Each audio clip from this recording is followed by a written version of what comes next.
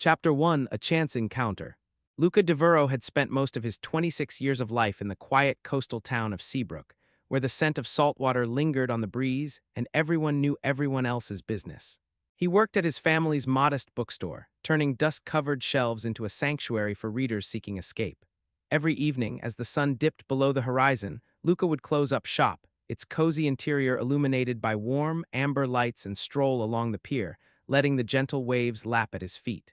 He carried with him a sense of contentment, though his heart carried a quiet ache he could neither name nor truly understand. Meanwhile, miles away in the bustling metropolis of Aurelia City, Adrian Sinclair was building a reputation as an up-and-coming architect. His days were consumed by blueprints and models, sketches that captured the sleek lines of modern design and the interplay of light and shadow in open spaces. Adrian, 28, was driven, confident, and certain he wanted nothing more than to leave his mark on the skyline. Yet in the quiet moments before sleep, he often wondered if there was something missing in his life, an emptiness beneath the hum of ambition. It was a late autumn afternoon when Adrian first arrived in Seabrook. His work had sent him to the coastal town to oversee the final touches on the new community center, a project he'd poured his soul into for months. The center was his vision. Glass walls overlooking the sea, a roof that curved like a wave, and a library space that would serve as a meeting place for generations of townsfolk. Adrian stepped out of the car into a crisp breeze, his hair tousled by the wind as he looked around at the quaint streets and pastel-colored houses. It felt worlds away from the glare of neon and the drone of traffic, yet he breathed a deep sigh of relief as he took it in. This place, this small corner of the world, was something he might come to love. Luca first saw Adrian on a Saturday afternoon in the bookstore. He was tall, with sandy blonde hair that fell into his eyes when he bent over a book, and a pair of wire-rimmed glasses perched on his nose. The way he stood between the shelves, scanning titles with an intensity that spoke of someone hungry for knowledge, captivated Luca. Summoning courage he didn't know he had, Luca approached and said softly, "Can I help you find something?"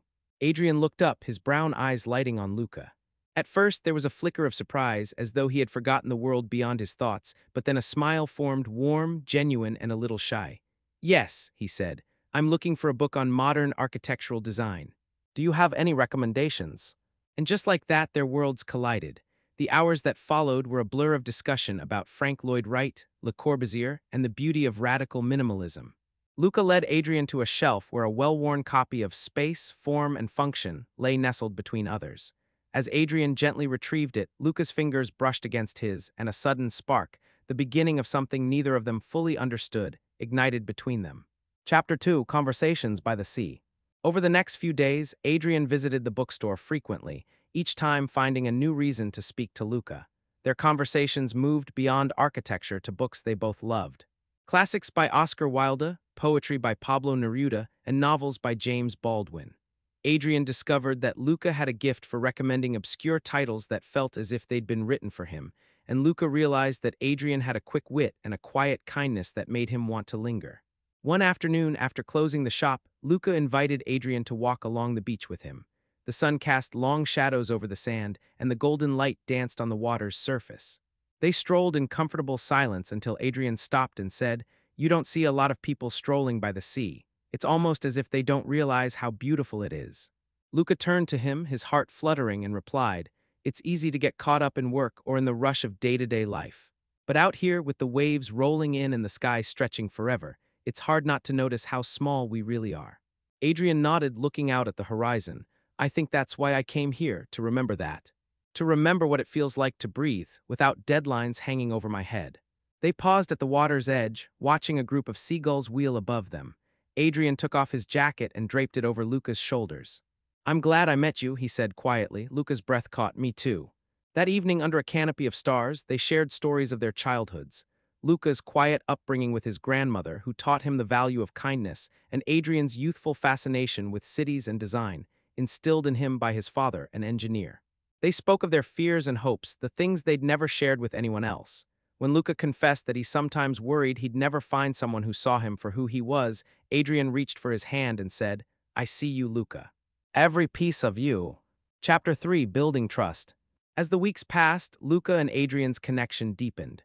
Adrian spent his mornings at the construction site, ensuring the community center's walls rose perfectly, while his afternoons were spent in the bookstore, lost in conversation with Luca. Sometimes they'd sit on the pier, watching the sunset and sketching ideas for a future neither fully dared to imagine. Yet, despite the growing affection between them, both men grappled with their own insecurities. Adrian worried that a relationship with someone as quiet and introspective as Luca might grow stale compared to the fast-paced world he knew. Luca, for his part, wondered if he could ever measure up to Adrian's ambitions, fearing that his simple life in Seabrook might not be enough for someone who wanted so much. One evening, as rain pattered against the windows of the bookstore, Luca confessed his anxieties. I worry that if I'm not doing something grand, if I'm not chasing some dream, I might not be worth your time. Adrian shook his head, brushing a raindrop off Luca's cheek. You are worth more than all the buildings I've ever designed. My work doesn't define me, you do. He took Luca's hands in his. I love your kindness. I love how you make me slow down and appreciate the small things. Your life isn't simple, it's full of meaning. They shared their first kiss in the quiet hush of the storm, the world outside disappearing in the sound of rain, leaving only the warmth of their lips and the pounding of their hearts. Chapter 4. Echoes from the past. The next challenge arose when Adrian's former partner, Julian, re-emerged. Julian was a charismatic art dealer in Aurelia City, and he and Adrian had been together for 5 years, their relationship unraveling due to Julian's jealousy and Adrian's obsession with work. When Julian learned Adrian was seeing someone new, he decided to visit Seabrook under the pretense of rekindling their connection. Luca first saw Julian at the bookstore one afternoon. He was tall with dark hair and a confident smile that didn't quite reach his eyes. He approached Adrian at the counter, and Luca watched as the two exchanged pleasantries that felt forced, charged with unspoken history. Adrian's smile was polite but strained, his posture stiff. Luca felt a pang of jealousy twist in his gut, one he hadn't even realized he felt until that moment. That evening, Adrian confessed the truth. Julian thinks he can win me back. He's always been possessive, Luca. He doesn't want to see me happy unless it's on his terms. Luca nodded, though his mind roiled. What do you want to do? Tell him to leave, Adrian replied. He needs to see that us isn't something he can just erase. But confronting Julian wasn't as simple as words on a page. Over the next days, Julian tried to charm Luca, sending gifts to the bookstore, rare books with intricate bindings, mousy volumes of poetry, and engaging Luca in conversation about literature. He praised Luca's recommendations, feigning admiration while watching Adrian's reactions from a distance. Luca found himself torn. On one hand, Julian's gestures felt flattering. On the other, he knew how Julian treated Adrian, how he tried to control him at every turn. Late one night, Luca dreamt of standing alone on the beach, Julian's voice echoing around him, telling him he wasn't good enough, that Adrian needed someone more exciting. Then Adrian appeared, his face close to Luca's, and whispered, "You are enough." Luca woke with tears on his pillow, a clarity settling in his chest. The next morning, Luca went to Julian. In the soft light of dawn, they stood on the pier, the waves rolling in beneath them. Julian handed Luca a rare first edition of Virginia Woolf, his smile polite. "I thought you'd like this," he said. Luca shook his head. "I know what you're trying to do. You think a book can make me forget that you hurt Adrian, but you can't buy his love and you can't buy mine." Julian's expression hardened. "Be careful, Luca. You don't want to make the wrong choice." Luca's gaze was steady. I chose love." He turned and walked away, leaving Julian standing alone on the pier. Luca felt a surge of strength. He was no longer afraid to protect what he and Adrian had built. Chapter 5. Storms and Sanctuary. Julian left town a few days later, slamming the door on any hope of reconciliation. Adrian, grateful for Luca's courage, wrapped him in a hug that lasted until tears blurred Luca's vision. They spent the weekend at the community center, watching workers install the final panes of glass, rendering the building a beacon of hope on the dunes. It felt like a symbolic cleansing, the year's emotional storms washing away in the white light that poured through the windows. Yet before they could celebrate fully, a sudden nor'easter rolled in, fierce winds lashing Seabrook. The townspeople scrambled to secure their homes, but the sea surged over the seawall, flooding streets and threatening to tear up foundations. Adrian joined local volunteers, using sandbags to keep water at bay, while Luca helped distribute blankets and hot soup to those displaced. That night, after the worst of the storm had passed, Luca made his way to an aging lighthouse at the edge of town. The storms had knocked out the power and the beacon above was dark. With Adrian's encouragement, he climbed the spiral staircase, heart pounding as the wind howled through broken windows. When he reached the top, he crawled out onto the balcony, wrapped in a thick blanket. The waves thundered below, foam cresting like wild horses. From behind, Adrian's arms circled him. "You're brave," he whispered, voice lost in the wind. "You remind me why I came here." Luca leaned into him. "I couldn't do it without you." They watched the storm's last tremors fade, the sky clearing to reveal a riot of stars. In that moment, they felt like two souls joined against the world. Chapter 6, Roots and Wings. Spring arrived like a benediction, and with it, the grand opening of the community center. The entire town gathered, standing beneath the glass walls that reflected the cerulean sky. Adrian and Luca stood side by side at the podium, Adrian's hand on Luca's back for reassurance. When the mayor cut the ribbon, a cheer rose that echoed across the dunes. Inside, children explored the new library, their laughter filling the air. Elderly residents lined up to attend a lecture in the auditorium. Adrian watched as Luca moved through the crowds, offering recommendations from the bookstore's collection now housed in a small annex. Pride swelled in Adrian's chest. Together, they had helped create something that would endure long after bricks and mortar faded. After the ceremony, they walked to the edge of the dunes, where wildflowers had sprouted in riotous color. Adrian turned to Luca. "I've been offered a position at a prestigious architectural firm in Aurelia City. It's a huge opportunity."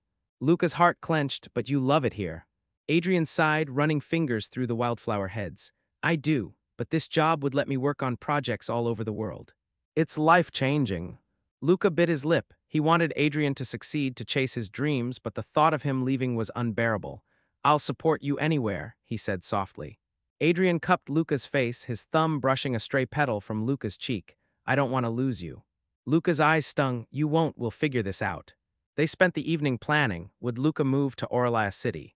Could their love survive the whirlwind of deadlines and city life? The conversation stretched into dawn, their voices low and earnest, dreams mingling with fear. Chapter 7, The Great Leap.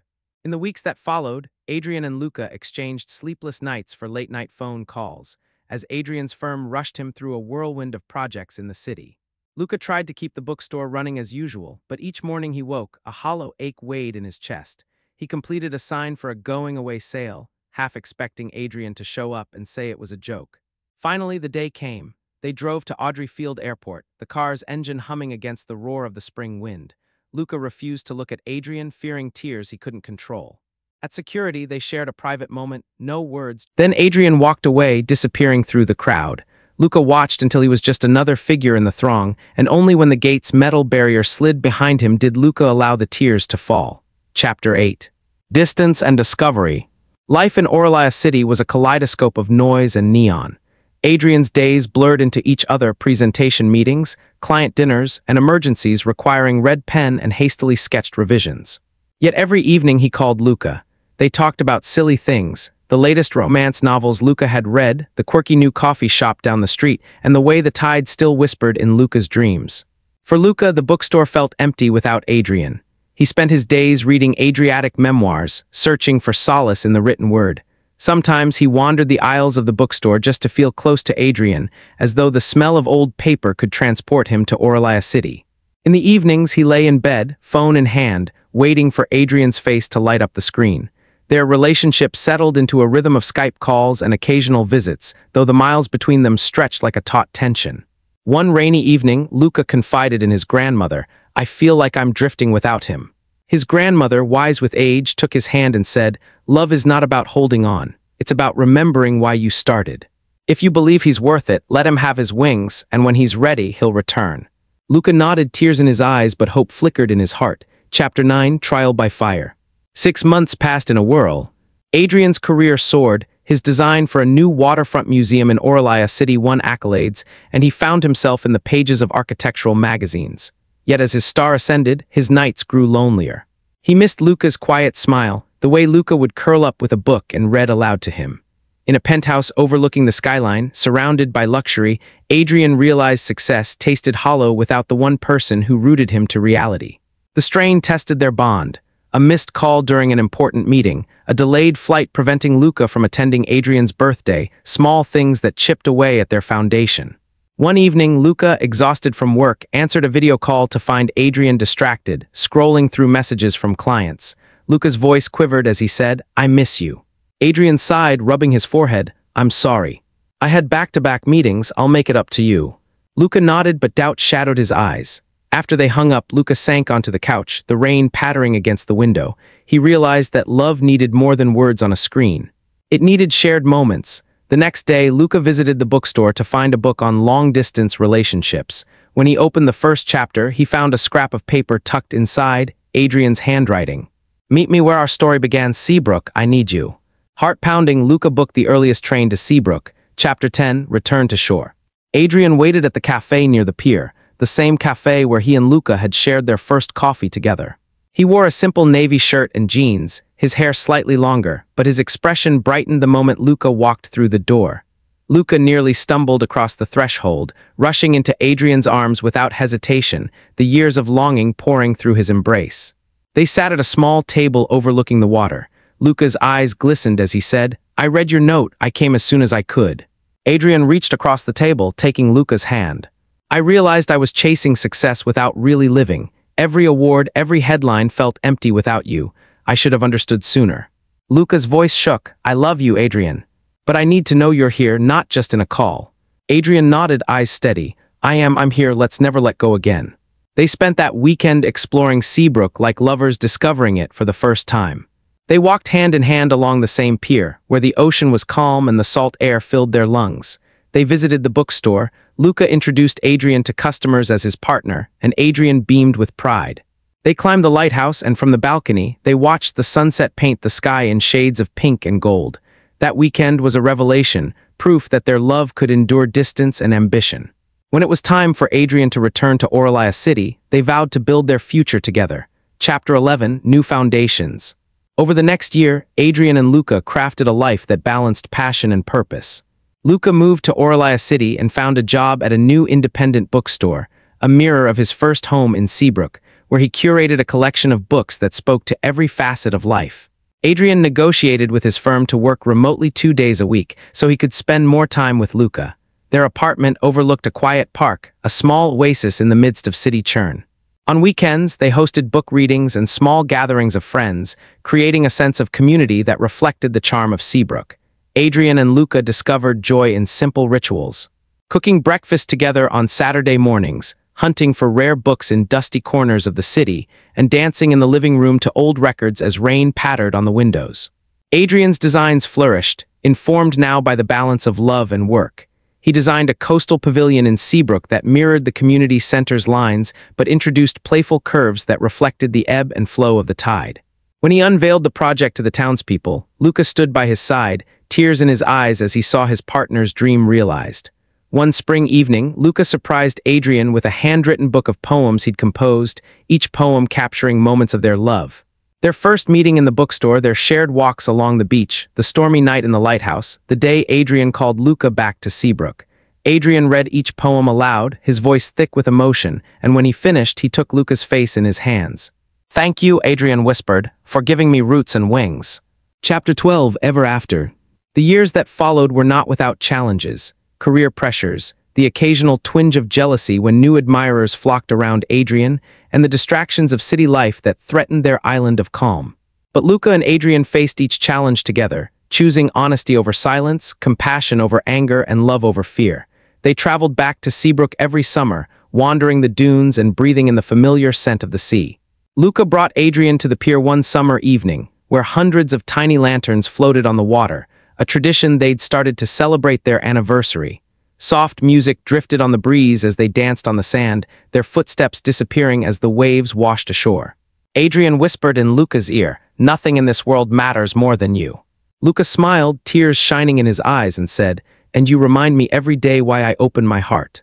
As the lanterns drifted through the darkness, carrying wishes and dreams, Luca and Adrian stood side by side, holding hands. They had weathered storms, overcome fears, and built a love that was stronger than the sea's fiercest gale. Their story, like the sea and sky merging at the horizon, stretched beyond any beginning or end. It was simply their ever after.